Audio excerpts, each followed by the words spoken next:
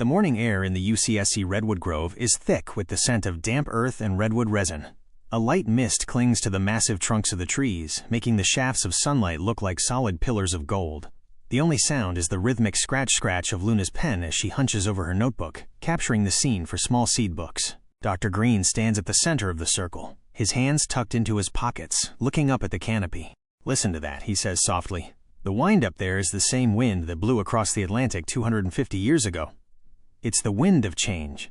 Today we're talking about a lineage, a spiritual and intellectual handoff that started in the salons of France and ended up in the very soil we're standing on. The French connection, the age of reason. Dr. Green, the Enlightenment in Europe, particularly in France, was the birth of the head. Philosophers like Voltaire and Rousseau decided that the divine right of kings was a phantom. They realized that human reason was the ultimate tool. They were building a foundation of logic, law, and individual rights, eclectic scout. So they were basically the first ones to try and map the United States of being on a political level, breaking the coyote's cycle of tyranny? Dr. Green, exactly, Scout.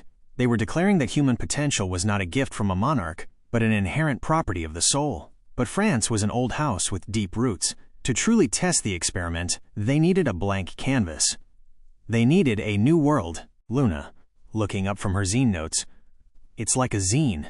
You can have the best ideas in the world, but if the paper is already covered in old ink, you can't see the new message. America was the clean sheet of paper. The American laboratory, potential unleashed. Dr. Green. America was nothing but potential.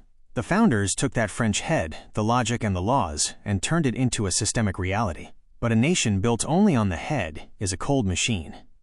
It needed the heart, and that's where the Great Awakenings come in. Tara Singh. I've always seen those awakenings as the internal revolution. While the politicians were arguing about taxes and borders, the people were intense, having their hearts set on fire. They were realizing that liberty wasn't just a legal status but a spiritual state. Portilloman. It's the pulse, Professor. The Enlightenment provided the rhythm, but the awakening provided the soul. Without both, the music doesn't move anybody. The synthesis. Enlightenment meets awakening. Dr. Green. You've nailed it. The Enlightenment gave us the individual as a citizen. The awakening gave us the individual as a sacred vessel. When you merge those two, you get the United States, a place where the system is designed to protect the soul's right to expand. Sophia. I think I get it. The Enlightenment is like the espresso machine. It's the engineering, the pressure, the rules. But the awakening is the coffee bean. It's the flavor, the life, the thing that actually wakes you up.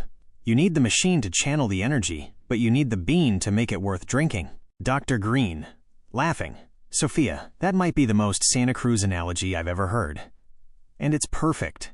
The modern takeaway, your internal republic. Dr. Green. So what do we do with this today, in 2026?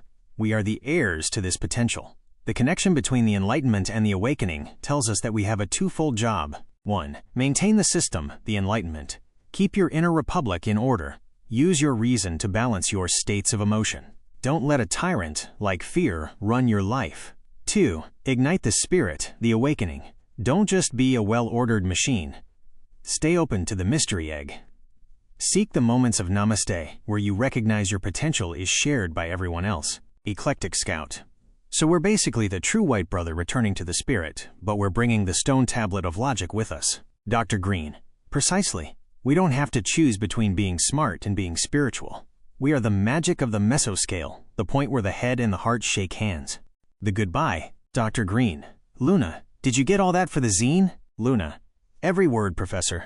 I'm calling the cover story. Reason is the root. Spirit is the bloom. Dr. Green. I love it.